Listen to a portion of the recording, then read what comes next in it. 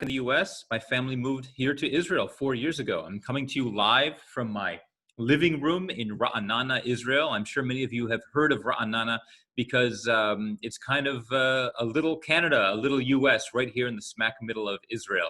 The town is about 40% immigrants from the United States, Canada, South Africa, Australia, and a few other, the UK, other English-speaking countries. Right now, the biggest wave of immigrants are actually from France and from Turkey. They're coming not for Zionist reasons, but because they literally feel frightened to be Jews in their home communities back in France and Turkey. And so they are the new wave of immigrants into Israel right now. What I would like to do tonight is talk to you a little bit about my experience as a lone soldier in the IDF. And I mentioned that I want to keep this interactive. I really would love to do so. There's a couple ways. There's a little chat button at the bottom of the screen. So if anyone has a question, you can just chat your question to me, and I'll send everyone a chat right now. It says hi from Israel. That should be showing up on your in your chat screen. So if you have a question, you can just send it to me at any point, and I'll do my best to answer it. You can also raise your hand. There's a way to raise your virtual hand. I'm not exactly sure how to do it at. I think you push on participants, and there's a blue button you can push, and a little blue hand will come up.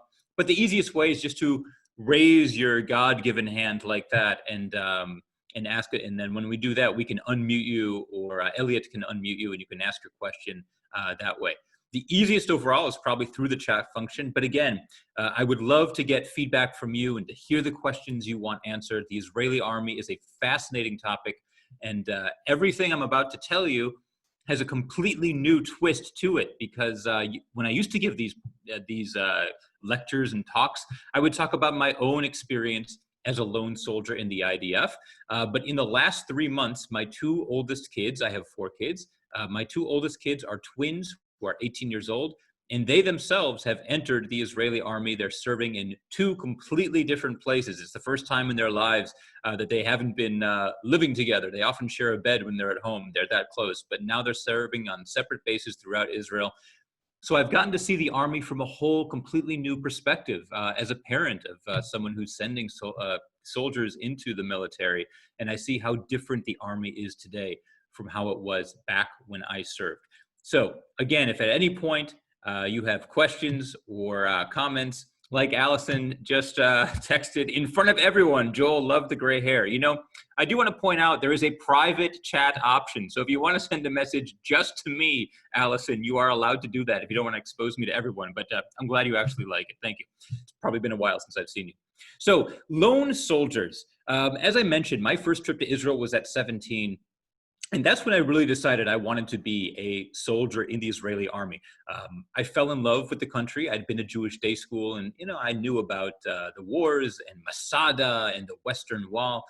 But it was when coming to Israel as a teenager that I truly fell in love, not just with the nation, but with the Israelis themselves. And I think that's a big reason that a lot of lone soldiers come over, is that we fall in love with the people, with their personalities, with the way they look. They're so different from how we're used to.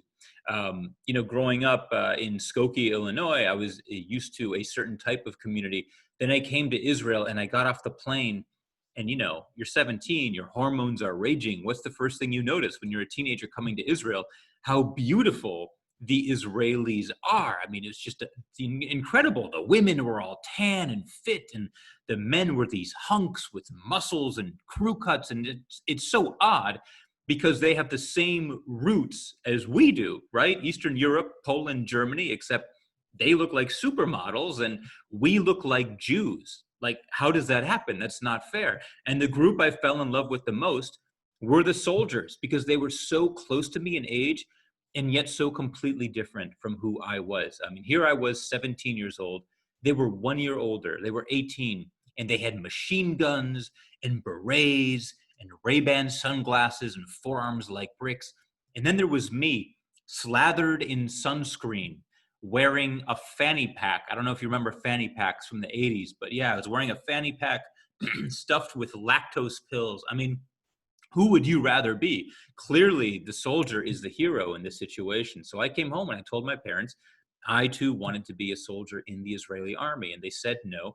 And they said no for a couple of reasons. My dad was afraid that I would sort of get lost. I would just wander and not have a career, and he'd be supporting me for the rest of his life. But my mom was actually worried. My mom was one of these Jewish mothers. We probably have many of these mothers on the call with us right now who, Jewish mothers, let's be honest, they have a special ability to worry about every situation, right? You give them any scenario, they will figure out what the potential thing that could hurt you is in that scenario.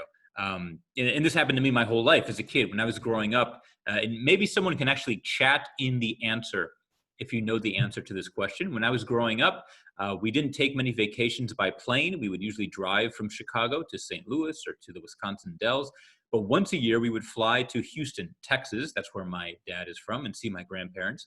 And whenever we did, this is my dad, my mom, and my two brothers and me, the five of us, my mom would split us up onto two separate flights. Does anyone know why a Jewish mother would split her family up onto two separate airlines, even if it was more expensive? I'll take 5 seconds and see if anyone knows the answer and wants to chat that in.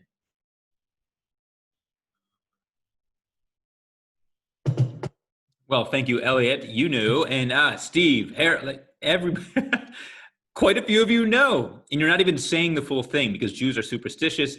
But that's right. Michelle just said, in case something happens, at least the whole family does not go down. That is how Jews think. If a plane crashes, only half the family goes down. That is a typical Jewish upbringing. So yes, that's how we traveled. The other thing my mom would never let me do as a kid, I could never have my name on anything. I couldn't have my name on my backpack. I couldn't have it on clothing. On my 12th birthday, my Zaidi, my Jewish grandfather, gave me a Chicago Bears American football jersey with the number 34 on the back. That was my favorite player, Walter Payton.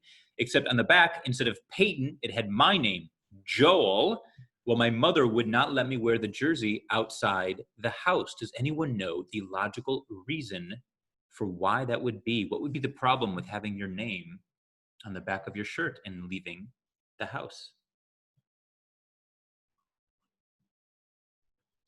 I'm not sure this is as prevalent in Canada, but in the US, we have stranger danger. And the thought was that you would go to the park and a stranger would see me in that jersey, and he would read my name on my shirt, and then he would call me by name. And because he was using my name, I would think he knew me, so I would go with him. You know why? Because I'm an idiot. And that's why there are no Jewish athletes. It's not that we're bad at sports. Our mothers won't let us wear the jerseys. So now you know how my mom thinks, and she was very against my going to the Army. But alas, at this point, I was 23 years old. I graduated college. I went anyway. And as soon as I got there, the process began, and I was welcomed into the Israeli army, and I became a lone soldier. Now, I want to point out that lone soldier is actually a legal term. It's not just a cute word we use to describe certain types of soldiers in the IDF. Lone soldier is a legal term, and you have to prove that you are a lone soldier in order to get lone soldier status.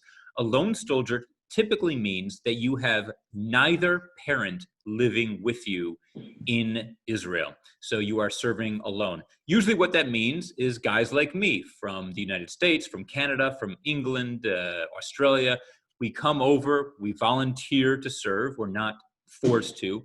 And because neither of our parents are with us, we get lone soldier status. What do you get by being a lone soldier? You get an extra salary, a double salary. So at that point, normal Army salary was $80 a month.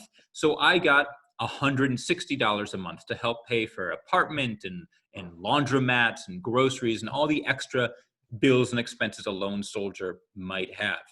What are some other benefits I would get? Lone soldiers usually get 1 month home in their home country for every year that they serve.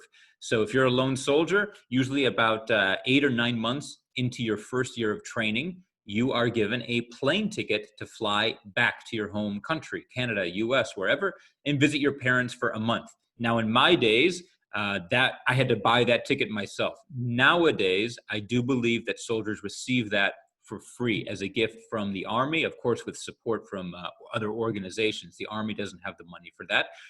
But what's important here That lone soldier is a legal term you have to prove, and I had to bring copies of my parents' passports to the Ministry of the Interior. I don't know if you're familiar with Israeli bureaucracy, but that was my first real confrontation with it. I showed up at the Ministry of the Interior, Misrad Apnim, as you call it in Hebrew, with copies of my parents' passports, and they informed me that my mother, as I believed, had been living in the US for a long time, but they told me that my father had been living in Israel since he first visited the country in 1976. They said he had never left the country. Now, never mind that he had raised me in the US and that I have a very strong and good relationship with my dad. The Israelis believe that my dad was actually living in Israel the whole time and that I was just trying to pretend that I was a lone soldier to get the extra $80 a month and other benefits. So I had to have him do all sorts of things, send in bank account statements and bills and certificates from his work to prove that, alas, he was not living in Israel. So that was my first take of how the Israeli army and how the Israel as a country operates. I think it's also important to note that back then, when I was serving 20 years ago in 1998, there was only really one kind of lone soldier. And those were guys like me who came from overseas to serve. And there were very, very few of us. Today, there are more than 6,000 lone soldiers in the Israeli army. Half of them, 3,000, are from foreign countries. Like I said, they come over, they volunteer. I'd say it's about 60% male, but 40% are female. Many, many young women coming over as lone soldiers. A lot of them come because their parents are Israeli and they grew up speaking Hebrew and they felt this is an experience they always wanted to have. But there's a significant number who also just had a strong Jewish background, like Jewish day school or Jewish summer camp and exchange students, and for that reason wanted to serve.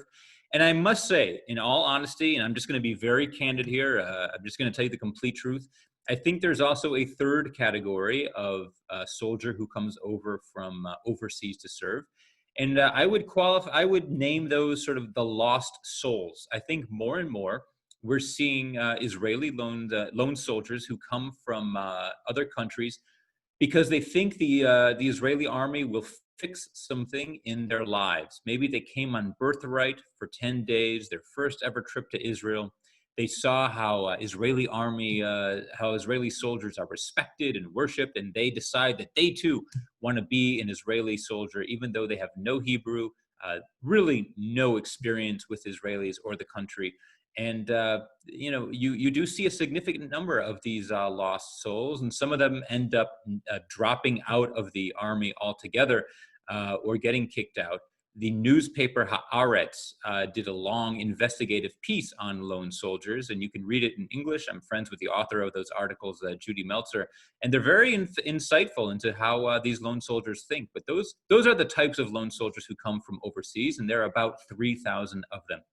Now, I mentioned that there are 6,000 lone soldiers. So who are the other 3,000? Well, it turns out they are Israelis. They are Israelis who live in Israel and who grow up in Israel, but for whatever reasons, do not have connections with their own parents. And so the army grants them lone soldier status. The highest percentage of this kind of lone soldier are from the ultra-Orthodox community. As you may know, ultra-Orthodox Hasidic Jews, what's known here is black hat Jews, are not required to serve in the army. This is due to a deal that Ben-Gurion made with religious leaders back in 1947 and 48 when he was trying to found a Jewish state. He wanted the support of these religious leaders. Many religious people don't even want there to be an Israel. They believe there should be an Israel only when the Mashiach, when the Messiah comes. They don't speak Hebrew. They speak Yiddish because they believe Hebrew is the language only for prayer. And they do not want to serve in the army because they don't support the idea of there being an Israel. But Ben-Gurion, in order to get their support, made a deal that they could go to yeshiva and the country would fund their yeshiva studies instead of army service. Despite that, more and more of these ultra-Orthodox young people, and it's almost all male, do volunteer to serve. And when they do, their families typically cut them off. They say, You want to do that? You are no longer my son. And at that point, they have nowhere else to go on Shabbat. They don't have any family to go back to or supporting them. So the army grants them lone soldier status. So that's a fascinating twist in the new Israeli narrative, is that half of the lone soldiers serving in the Israeli army are, in fact, Israelis, native Israelis who are born here and are raised here. Now, I mentioned that back when I was a lone soldier, there weren't many of us, and there certainly weren't.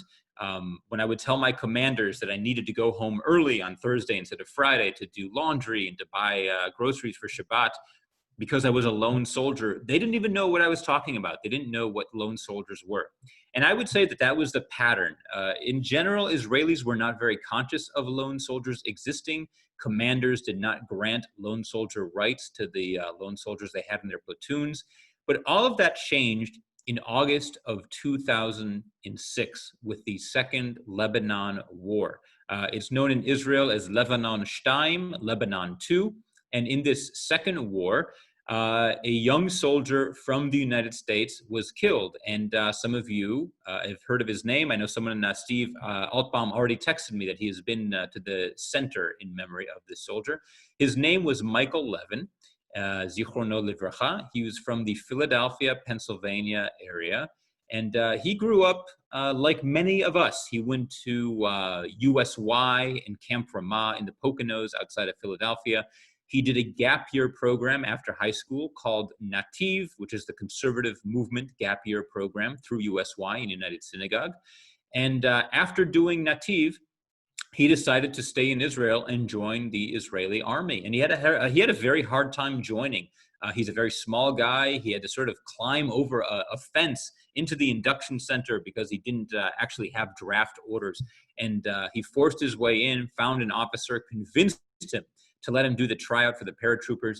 He passed the tryout, and he was made a paratrooper in the IDF. And the reason I know all this is because I interviewed his parents, Harriet especially, Harriet Levin, his mother, who at their home in Philadelphia, so I could write some articles about Michael Levin on the 10th anniversary of his death.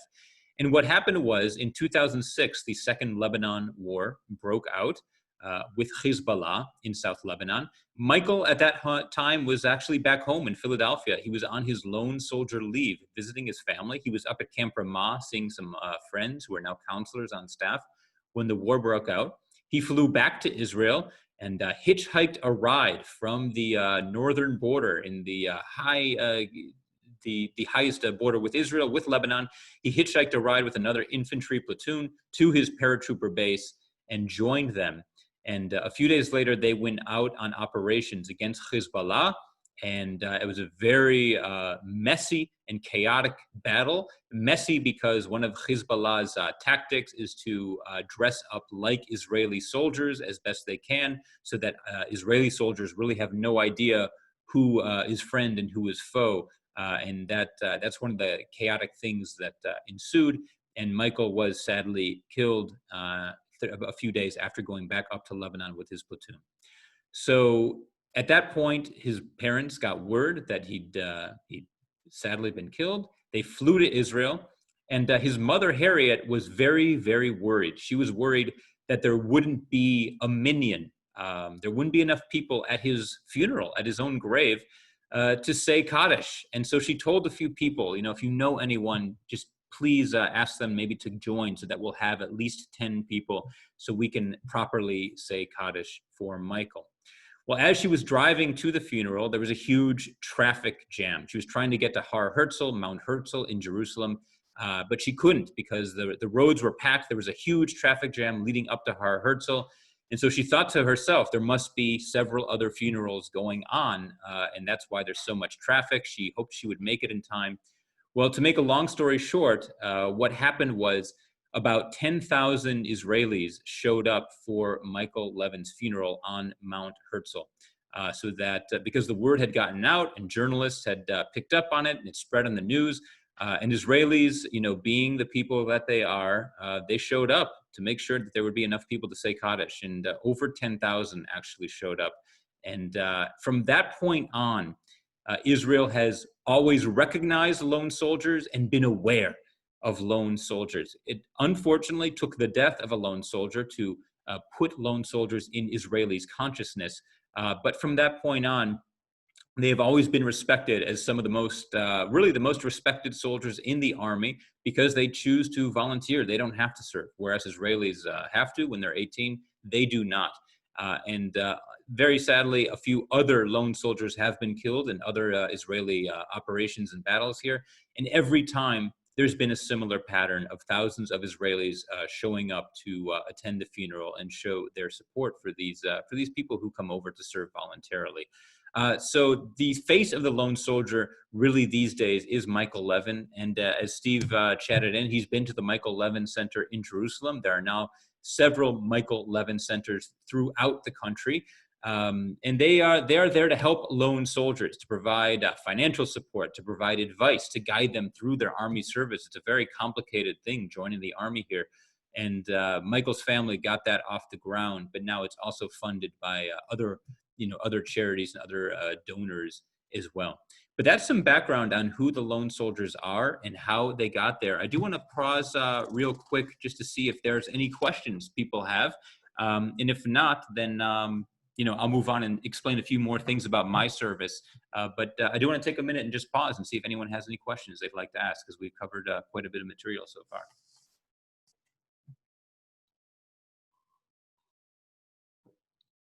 Where are the other Michael Levin centers? I believe there's one. So that's a Steve chatting in. I believe there's one in Haifa.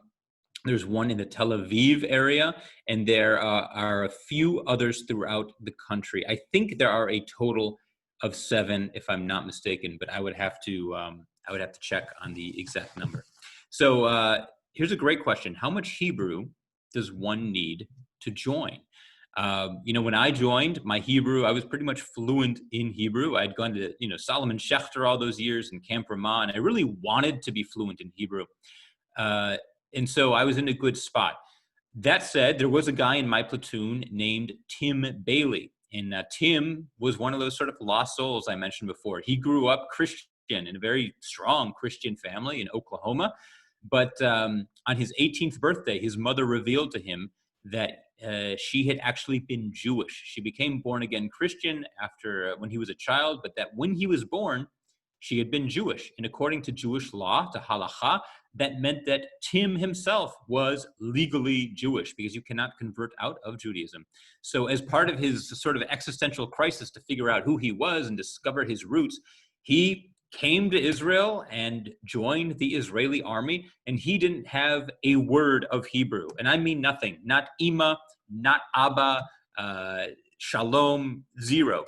So they made him a tank gunner, because to be a tank gunner, you basically need to know 6 words: Kadima, Achora, Smola, Yamina, Sa, Atzor. Stop, go, left, right, forward, back. And Tim was one of the best soldiers in our platoon because he didn't have the Hebrew to argue back. One of the eye-opening things to me about the Israeli army was how democratic it was. I would even say insanely democratic. I'm sure many of you have met Israelis and know Israelis. They're very different from the Canadian stereotype, right? I'm from the Midwest in the United States, and we apologize a lot. We're diplomatic. We don't want to hurt people's feelings. Well, Israelis are the opposite. They're outgoing. They always say what they feel. You'll never be with an Israeli and say to yourself, I wonder what she really thinks about me right now. I'm married to an Israeli for 21 years. And I can honestly say that once in those 21 years has my Israeli wife apologized to me, because in the Middle East, apologies make you look weak, and nobody wants to look weak. We had one huge fight where she actually apologized, and it wasn't even a real apology. It was an Israeli apology. She came up to me a few days later and she said, Yoel Motek, I'm sorry, you're such an idiot. That was her apology to me. And that's why Tim was so special, because in our platoon, when our commanders would give orders, the guys would argue. I couldn't believe that this would actually happen in an army, that soldiers would argue with officers, but that's the Israeli way. But Tim, by not having Hebrew, just did whatever he was told, and was an excellent soldier for that reason, and one of our commander's favorites.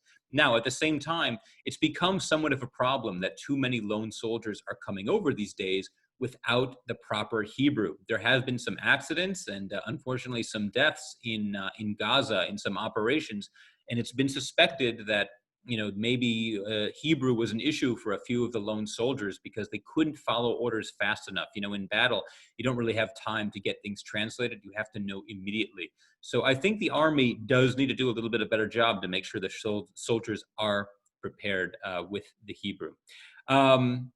Is it true, someone asked, is it true that lone soldiers are invited to their platoon mates' homes for Shabbat and holidays? Yes, it absolutely is. I think I think lone soldiers when are somewhat of a novelty, that when you get a lone soldier in your platoon, people are very excited about it, and everyone sort of wants to bring him or her home to show to the family this strange character who came all the way from New York City or Sydney, Australia, or whatever.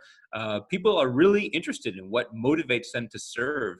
And so they are invited, and it's very, very different than in the old days when I would have to come home I would come home on Thursday or Friday, go straight to the laundromat, do my own laundry, go to the store, pick up some groceries for Shabbat, and try to get things taken care of. Maybe pay the phone bill before Saturday, before Shabbat came. These days, there's a huge, much bigger support network, and society in general is just very, is just thrilled to have them. Another question: how do you decide what unit to join? That's a great question, Eileen. I can speak to you from my own experience, but also from my two kids who just went into the Army, from their own experience. I have daughters who are twins. They just turned 19 a couple days ago.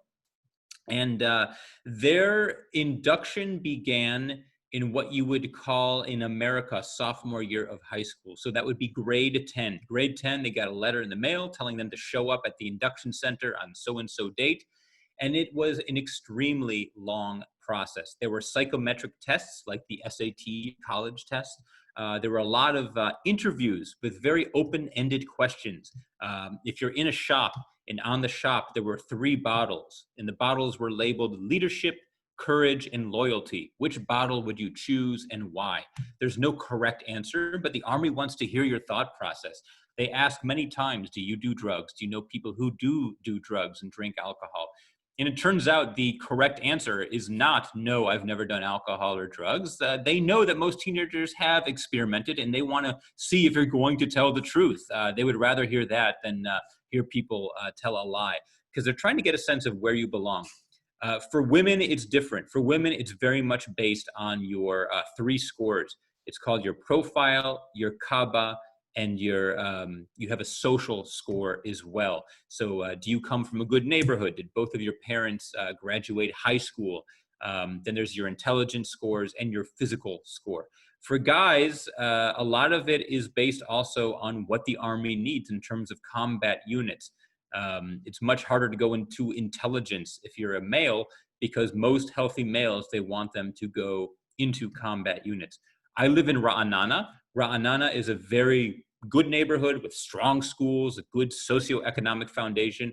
And a lot of the kids here are very, very motivated to go to the best units possible.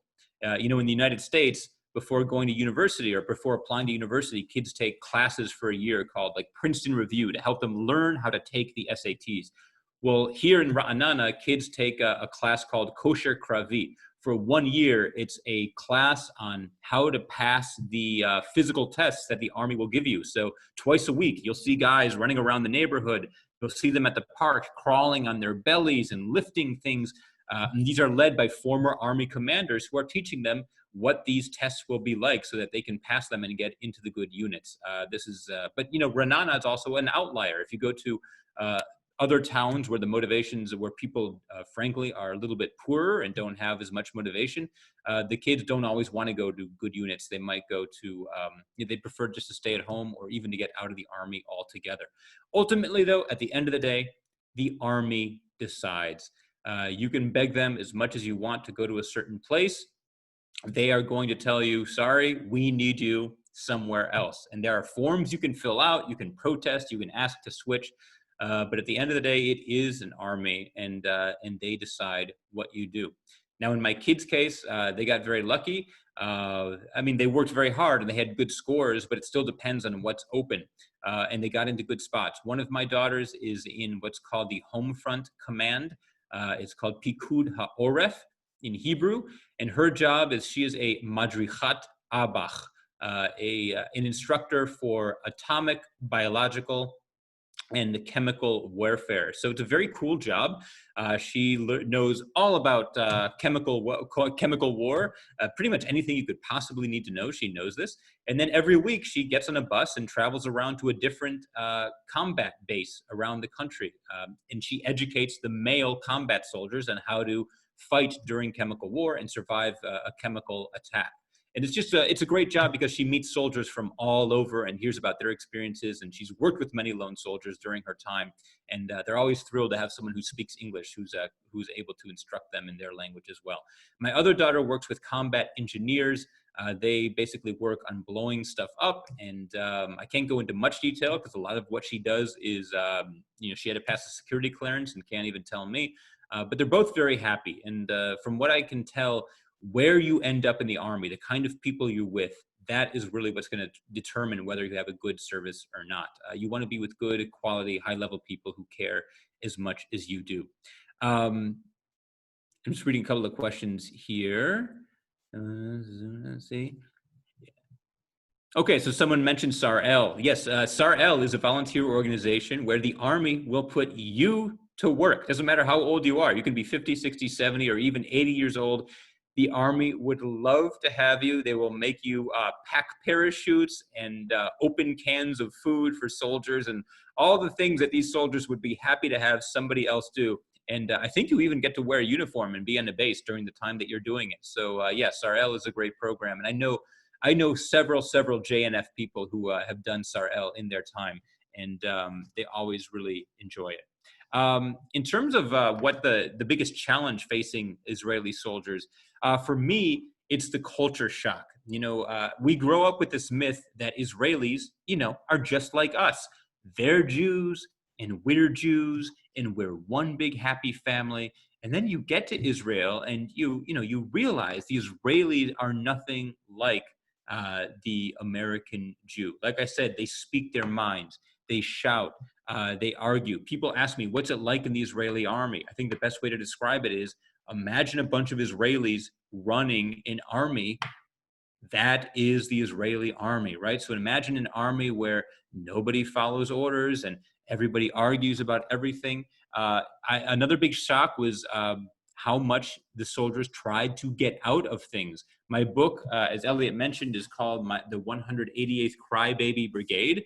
And this was a nickname that our officer gave to us. He said to us one night, who are you? Are you a platoon of combat soldiers or are you Platoon 2, Company B of the 188th Crybaby Brigade? And what was going on is so many soldiers were complaining about fake injuries and saying that they had stomach aches and diarrhea to get out of guard duty, to get out of working in the kitchen, that soon half of our platoon was actually in the infirmary with these fake injuries. And the reason this happened is because there's such a thing in Israel called a friar. Friar is not even a Hebrew word. Some of you might know what it means. I believe it's Yiddish slang, but it's become a slang word in Hebrew, in Army Hebrew. Friar means a sucker, someone who gets taken advantage of. And in Israel, there's really nothing worse you can be than a friar. No one wants to be a friar. And so when you find out that you're guarding, you're doing guard duty 2 nights in a row, but your bunkmate hasn't guarded at all in the past week, you're going to fight and argue and do everything you can to get out of guard duty. And even if it means making up a fake injury. And those injuries got out of hand. Those fake illnesses got out of hand, which is why our officer accused us of being crybabies. Now, at the end of the day, most of these guys were weeded out of the process. And by the time we went to Lebanon, the crybabies were no longer in the unit. But it was an issue back when I was serving, and it had to do with many factors. Rabin had been assassinated a few years before. There was a huge helicopter crash that killed 73 soldiers in one afternoon in February of 1997. And so the Army was trying to be very gentle with its soldiers, but some soldiers took it too far and used these opportunities to get out of the kind of work they didn't want to do. Does anyone have, if anyone has other questions, this would be a great time to go ahead and send them in, or just raise your real or virtual hand and I will ask them. Otherwise, I'll speak a little bit more about the Israeli situation we're going through now.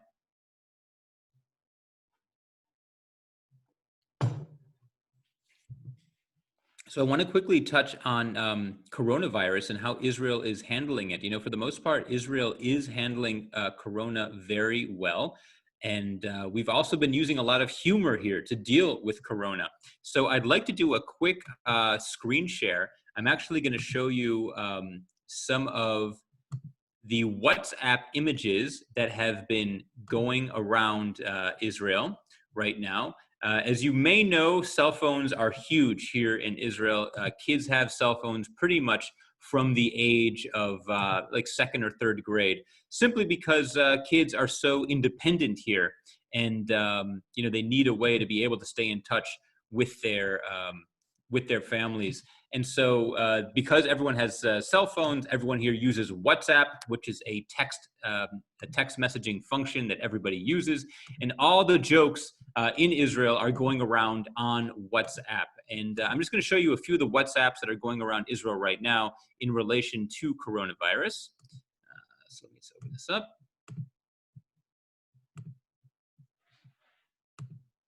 Okay, so this, as you can see right here, it says, Ma Omrim Ba'aretz, what are they saying in Israel?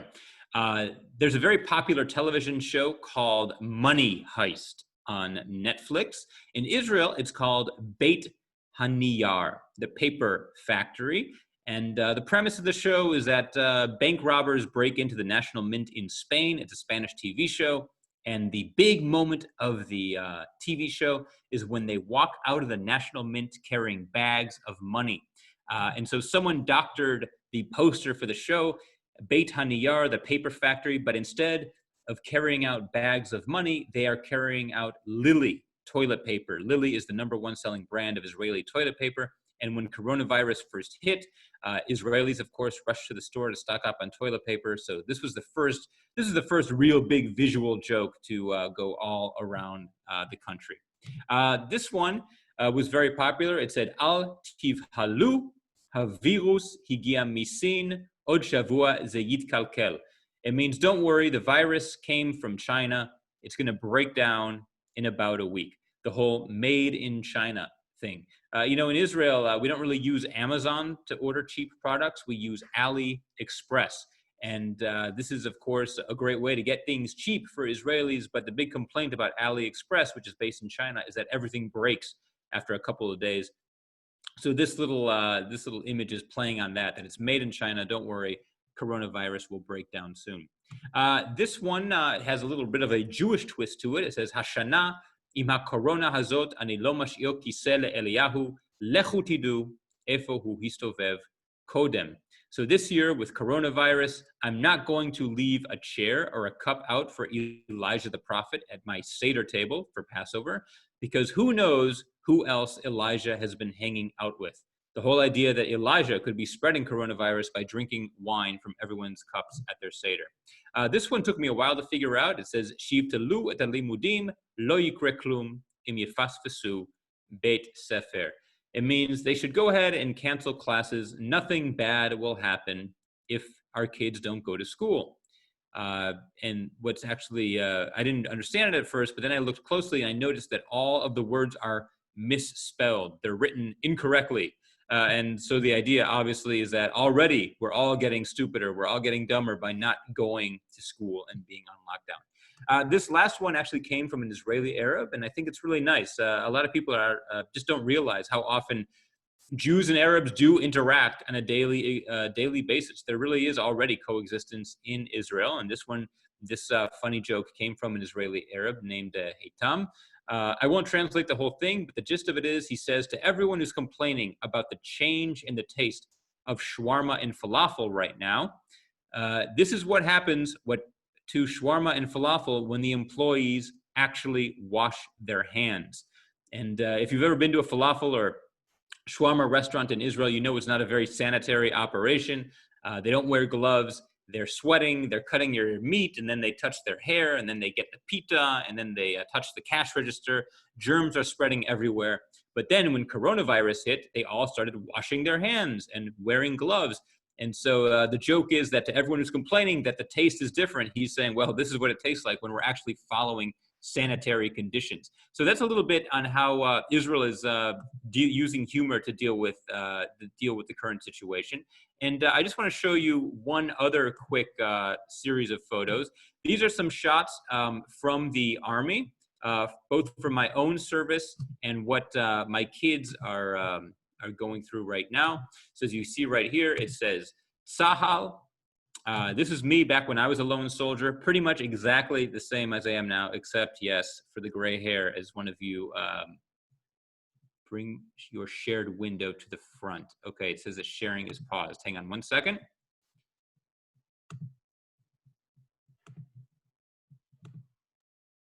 Okay, this should be working.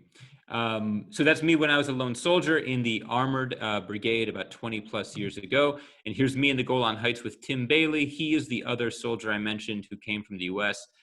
Behind us is Mount Hermon, the Hermon Mountain, which is the tallest peak in the Middle East and in the Golan Heights, and really essential to Israel's safety because we can see all the way to Syria, to Damascus, the capital of Syria, from the top of that mountain.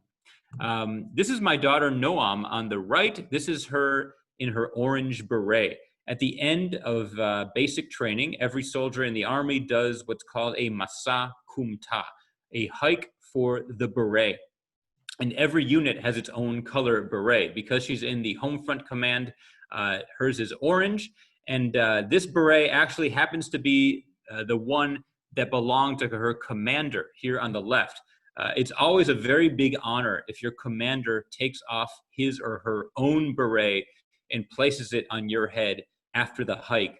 But in that case, this is what her commander did because Noam worked very hard throughout the course. And as sort of an honor to her, the commander took off her own beret and gave it to Noam. Here is Noam. She's in the middle of this picture, arms spread wide. And behind her are Golani infantry soldiers that she just gave a lesson to on chemical war. They're all wearing their gas masks because they have to learn how to run and fight and work together as a platoon in case there is a chemical attack with their gas masks on.